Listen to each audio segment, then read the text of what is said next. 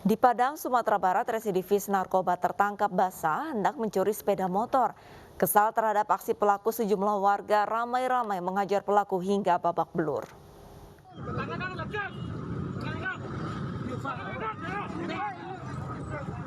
Pelaku pencurian sepeda motor ini babak belur dihajar massa di daerah Gunung Pangilun, Kecamatan Nanggalo, Kota Padang. Usai kedapatan tengah mencongkel jok sepeda motor milik warga yang diparkir di depan apotik. Beruntung petugas kepolisian berpakaian preman tiba ke lokasi dan mengamankan tersangka ke Mapolsek Nanggalo. Tersangka yang diketahui bernama Ronald ini merupakan seorang residivis kasus narkoba yang sudah sering keluar masuk penjara. Pelaku merupakan DPO Satreskrim Polsek Nanggalo atas kasus curanmor. Pada awalnya diketahui oleh korban ada orang yang mencongkel jok motor korban, jadi diteriaki maling dan akhirnya ditangkap oleh massa. Untuk pelaku ini sebelumnya residivis atau gimana? Pelaku adalah residivis narkoba. Selain mengamankan pelaku, petugas Polsek Nanggalo juga mengamankan 2 unit kunci letter T sebagai barang bukti. Dari Padang, Sumatera Barat, Budi Sunandar, Ainus melaporkan. Seorang paman di Medan tega membobol rumah keponakannya sendiri. Aksi sang paman menggondol emas seberat 30 gram terekam kamera pengawas.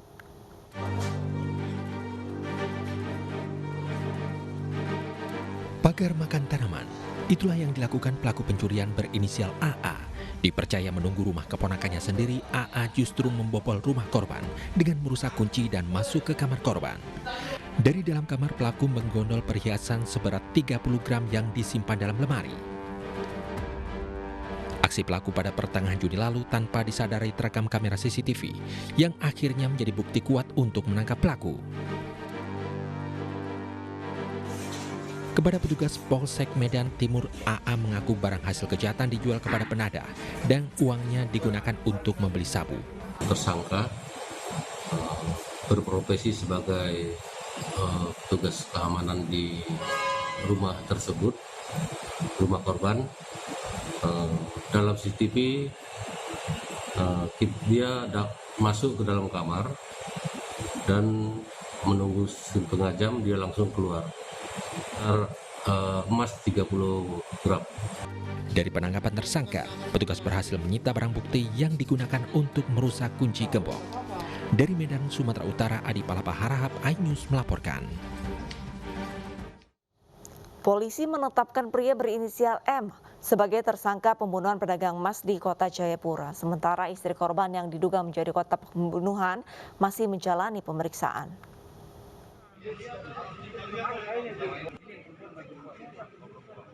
Hubungan asmara melatar belakangi kasus pembunuhan seorang pemilik toko emas di Kota Jayapura, Papua.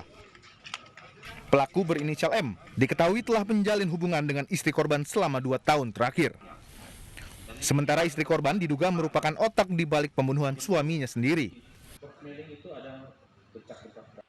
Ya, sejauh ini yang kami ketahui dan sesuai dengan hasil pemeriksaan, mulai Januari tahun 2021, mereka memang memiliki hubungan hingga kejadian ini kita tangani.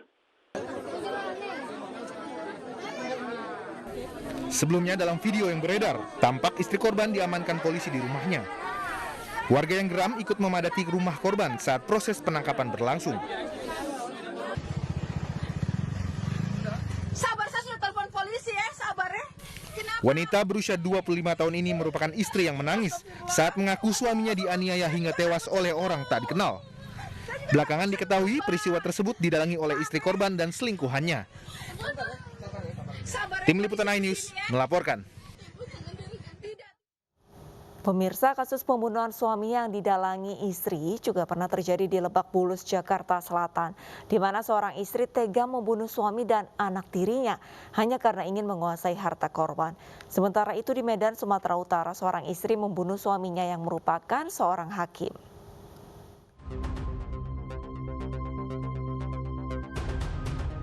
September 2019 lalu di Lebak Bulus, Jakarta Selatan, Aulia Kesuma menyewa 2 eksekutor dan 3 orang lainnya untuk membunuh suaminya Edi Chandra Purnama dan anak tirinya Muhammad Adi Pradana dengan biaya 400 juta rupiah.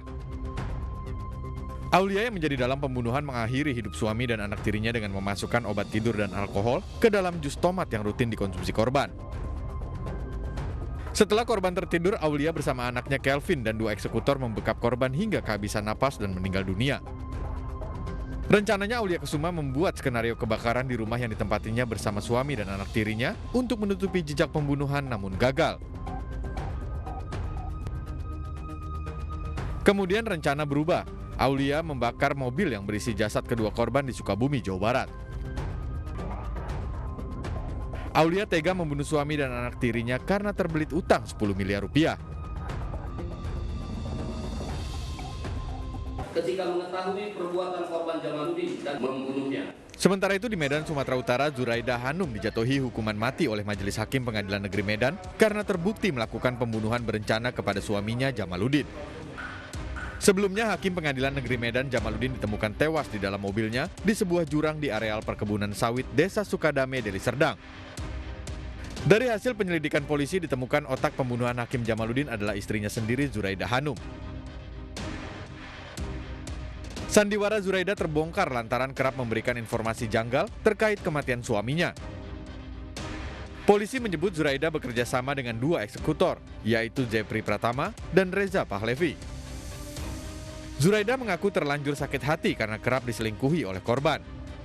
Tim Liputan iNews melaporkan. Seorang pria di tebing tinggi Sumatera Utara tewas dibunuh pasutri karena pernah menjadi selingkuhan sang istri. Modus pelaku seolah-olah membuat korban tewas akibat gantung diri.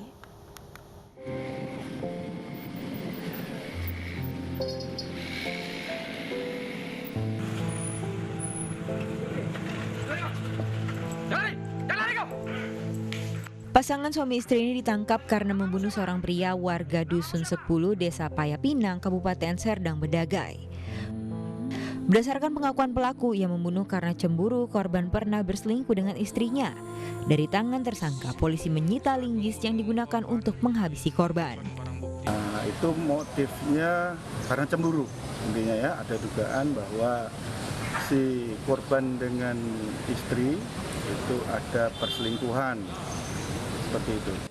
Sebelumnya korban ditemukan tewas di dapur rumahnya. Namun saat itu korban diduga bunuh diri karena petugas menemukan tali yang menggantung di atas tubuh korban.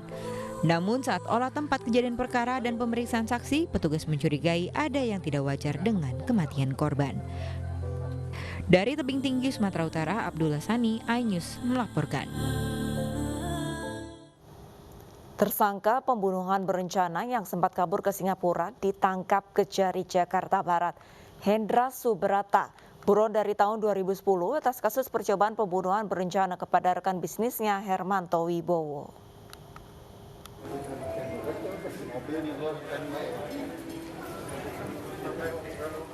Kasus percobaan pembunuhan berencana dengan tersangka Hendra Subrata pada rekan bisnisnya Hermanto Wibowo hingga membuat korbannya mengalami cacat permanen kembali ditangkap. Tersangka dijemput oleh Kejaksaan Negeri Jakarta Barat pada 26 Juli lalu di Bandara Soekarno-Hatta, Tangerang, Banten untuk menjalani kembali hukumannya.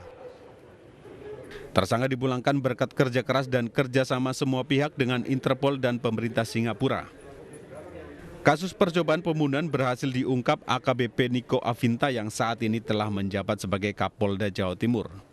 Hendra Subrata dikenakan pasal tindak pidana pasal 351 KUHP dan dijatuhi hukuman 4 tahun penjara oleh Hakim Pengadilan Negeri Jakarta Barat pada 20 Mei 2009.